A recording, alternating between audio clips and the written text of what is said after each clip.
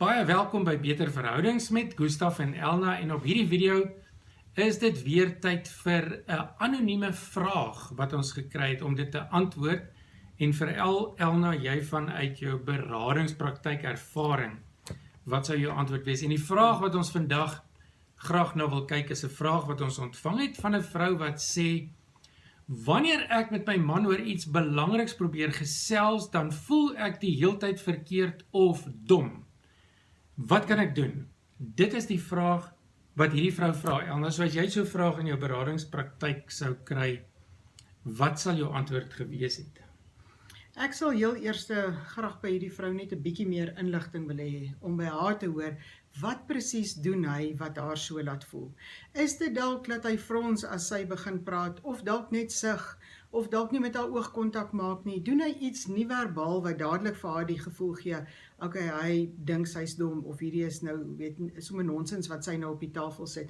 Of is dit dalk die manier wat hy haar dadelik antwoord?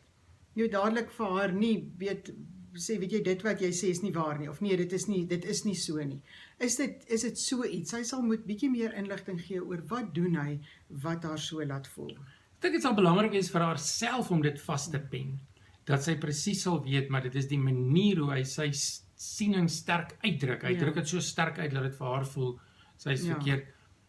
Of dalk die manier wat hy iets sê wat haar laat voel dat die manier hoe sy 'n ding sien het geen bestaansreg nie.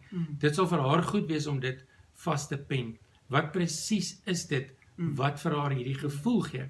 Goed, as hy dit sou vasgepen het, wat is die volgende stap? Volgende stap is, dan sal ek vir haar vra, wat sal sy wil hê moet hy doen? Dan sy nie so voel nie. Jy weet, is dit van hy moet dalk net daarop let om oogkontak met haar te maak, dalk daarop let dat okay, hy sug, want baie keer doen mense goed en hulle is nie bewus daarvan hulle doen dit nie, maar dit het so 'n negatiewe effek op die ander persoon. Laat sy vir hom sal kan sê, weet jy, dit sal vir my goed wees as ek begin praat, dat jy net eers luister. En luister beteken, stel net eers belang in wat ek sê. Moenie dadelik jou opinie gee of sug of frons of dadelik lyk asof jy nie belangstel nie, maar stel net eers belang in wat ek sê. Jy hoef nie saam te stem nie, maar stel net eers belang. Maar sy sal vir hom moet sê iets prakties wat hy kan doen, iets op die tafel sit wat haar kan help om te voel, okay, maar weet jy, my opinie het ook 'n bestaansreg. Ek kan hierdie sê, al stel hy nie belang nie, of stem hy nie saam nie, hy gaan net eers belang stel in dit wat ek sê, my net eers uitluister. Dit is so belangrik dat mens hierdie behoefte, as jy 'n huwelik of verhouding het en jy het 'n behoefte dat hierdie ding beter word, hierdie slegte gevoel wat ek het wanneer ek met my maat praat, dit is so belangrik dat mens hierdie behoefte op die tafel sit. En sy sal dit natuurlik, sy sal die regte tyd moet kies, in elke huwelik en elke verhouding is daar 'n tyd wanneer mens so iets op die tafel kan sit. Jy kan dit nie doen as jy kwaad is in die middel van 'n bekleierery nie.